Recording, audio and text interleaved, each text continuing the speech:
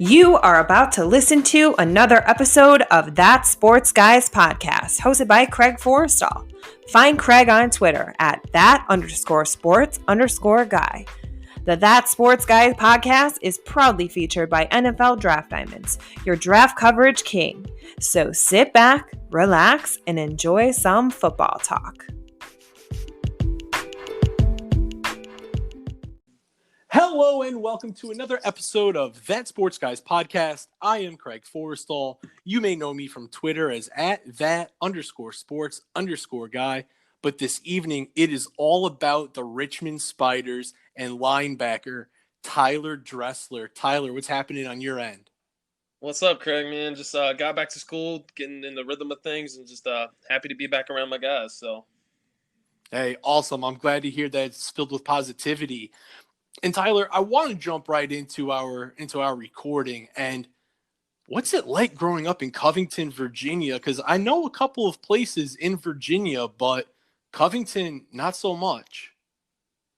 Yeah, Covington is a real small town. It's located in the southwestern part of Virginia. I went to a school. It was a public school, and we only had 250 kids. So it was just one of those situations to where, you knew everybody in school. Everybody knew everybody, and like your business with everybody else's business. So, and you come from a football family. Your father played at Virginia Tech. Your brother is the D-line coach for West Virginia State, and he was a 4-year starter at Concord University on the Division II level. Was football always the main focus growing up, or did you play other sports as well? Yeah, my dad raising my brother and myself, he just like had everything available for us. We had baseball, basketball, and football. However, I think for my brother and myself, we just really excelled in football. That was our best sport. I think we both had that natural build of a football player. And there was just we are actually getting more attention for football. We really never got anything for basketball or baseball. So like I said, we stuck with what we excelled with, and it worked out for both of us really well. And I want to go right there. You said that you and your brother stuck to football, and I read a crazy story about how competitive you two are. So I'm going to need you to set the facts straight with this one, Tyler. I saw that you broke one of your brother's lifting records at the school, and the next day he came into the weight room, did the same exact workout just to reclaim his record over you. Is that true? Yeah, so that was pretty close. So what happened was we had an advanced PE class, and I was a sophomore. That's what I was, and he was a senior. And I was working really hard to break his record. And I finally broke it. I think it was 315 on power clean or hand clean. It was one of those lifts. I can't remember which one it was.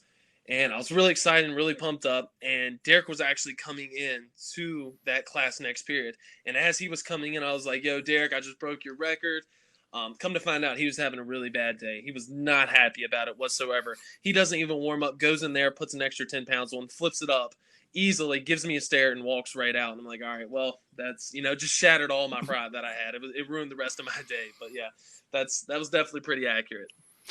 Can you talk about the competition between you and your brother and how it's made you guys grow closer and stronger with one another?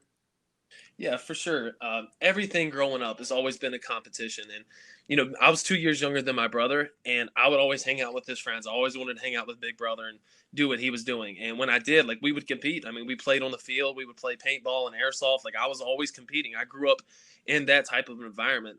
I've also got another 3 siblings. I got 5 total.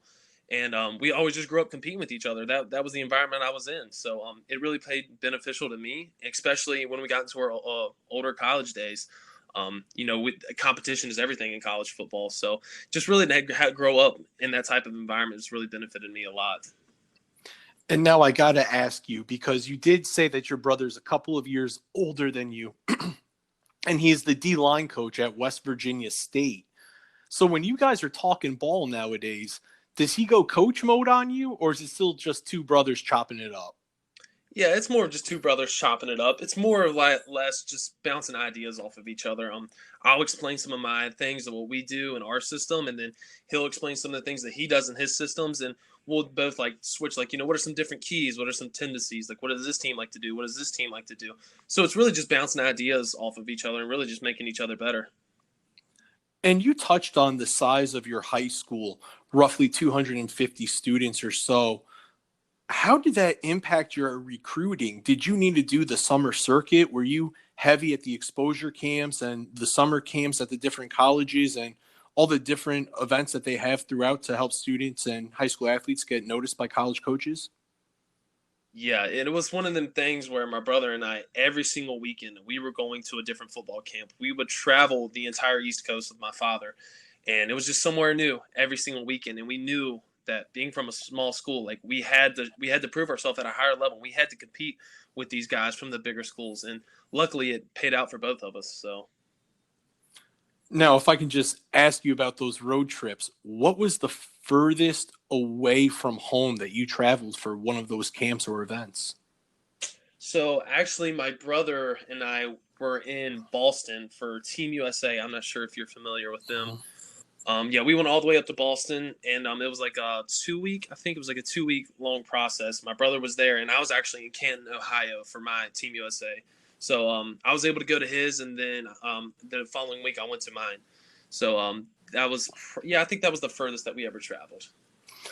And now let's fast forward to when you strapped on the helmet for the Richmond Spiders. You made your first college start in a rival game against William and Mary. That's a big time deal, Tyler. If you could just walk me through the conversation where the coaching staff approached you about starting, and I mean, how excited were you? Did you even sleep the night before the game? No, I still don't sleep now the nights before games. But yeah. So the week we had an injury. I was a young buck, and I knew that there was a very high chance that I was probably going to have to play. So I just tried to keep calm the best I could and keep my composure. And I was approaching the week like I was going to start. So it was actually a game time decision, and the starter said that he couldn't go, and it was really my time to shine. And I was a little nervous, but thankfully I had a great group of guys around me that comforted me and they supported me through everything. If I made a mistake, it was okay. They were there for me, and that just allowed me to play fast and strong. So You broke out last season, earning first team All Colonial Athletic Association honors. You logged 104 tackles, 12 tackles for loss, along with 4 sacks.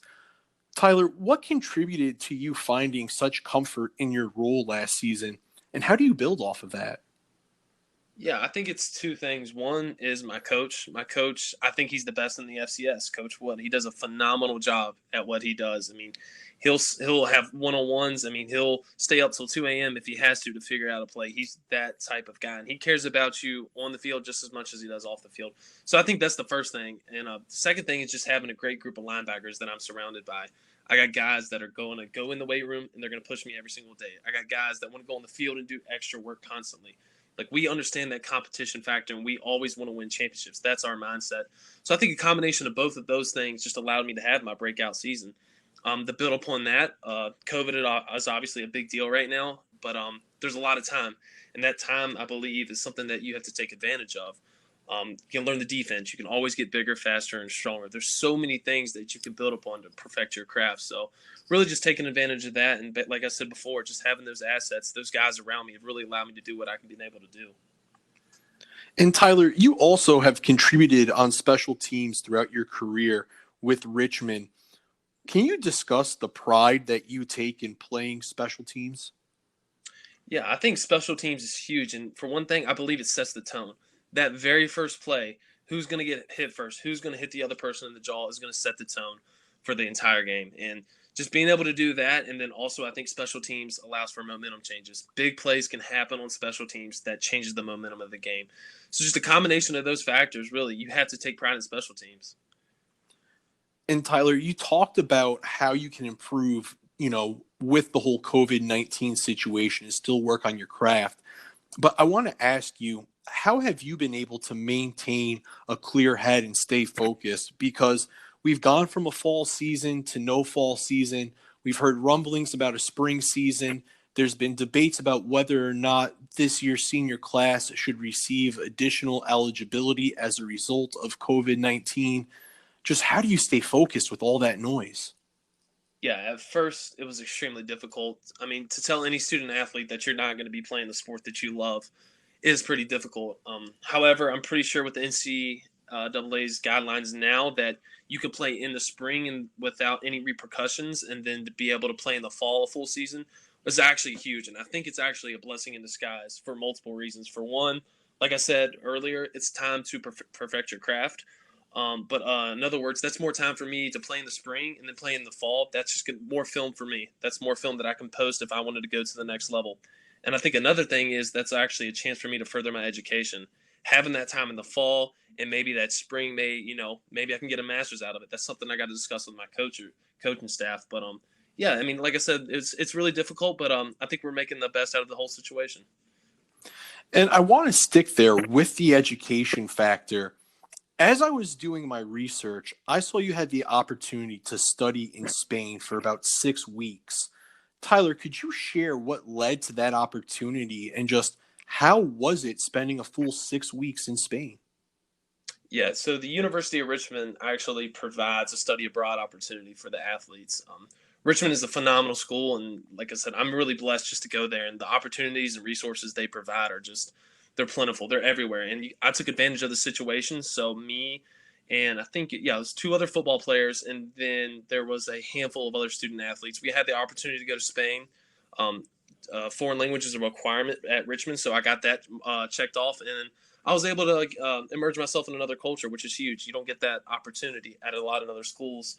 Another thing was, though, like I had those other student athletes with me, we're actually able to go to a gym over there and work out. So it wasn't like I took 6 weeks off as a vacation. No, like we still went over there and we worked hard, and then we got to experience Spain. So it was a really cool opportunity. And like I said, Richmond has provided so much for me, and I'm really grateful. All right, Tyler, it's that time of the conversation. It's time for us to get away from football and get to know you away from the helmet. So I'm going to hit you with the first question. What is the most ridiculous fact that you know? Oh, okay. Most ridiculous fact I know. Okay, I got one for you. So right when me and you first contacted one another, you were telling me about how your son saw a shark chasing a stingray on the beach, right? Mm-hmm. Did you know that humans kill over 11,000 sharks per hour? Wow. No. Discovery I Channel didn't. Shark Week. Wow, look at that. Thank you. Now I got an even better fact to go home to my son with, who's 3. He doesn't know what 11,000 is, but he knows what 11 is, so maybe you help me out close. there. Exactly. So, hey, Tyler, if your home state, Virginia, was to be represented by a food or a meal, what would that be? Ooh, okay. I would say my grandmother's chicken and dumplings. Southern food, Southern hospitality. She's the best cook in the South. Phenomenal. I think everybody has to try it once. Come to my grandmother's house. All right, I'll take that invite. And now, if you fought in the UFC or were a boxer, what would be the song that you walked out to as you're being introduced? Gotcha. I would say Throw It Up by Little John. That's my go-to song. Gets me hyped every time, the adrenaline flowing. What's your favorite movie of all time? That's a tough one. I would have to say Saving Private Ryan. That's got to be up there for sure. Saving Private Ryan. Love the action movies, and I think I love World War II. I'm a history guy too, so definitely Saving Private Ryan. And now the final question before we let you get back to your evening, Tyler. What is the best food that Richmond serves in their cafeteria, dining hall, whatever they call it? Gotcha.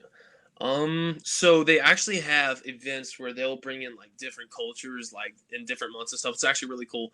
But they do this one, and I can't remember where it is. I think it may be a South African food, but it's this type of steak. I'm not exactly sure what it is, but it's phenomenal, absolutely amazing. They take care of us here at Richmond. They definitely feed us well. So steak at D Hall, that's what it's called. That's what we like to call it. All right. Well, Tyler, before we get out of here, any final words that you want to share with us before we let you go?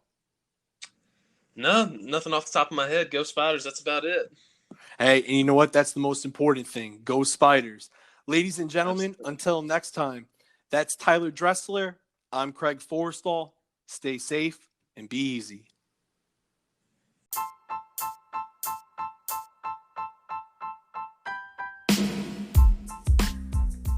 Hey everybody, Craig Forstall. Thanks for tuning in and listening to another episode of That Sports Guys podcast. Make sure to follow me on Twitter at @that_sports_guy to catch all the latest updates and podcast episodes. Until next time, stay safe and be easy.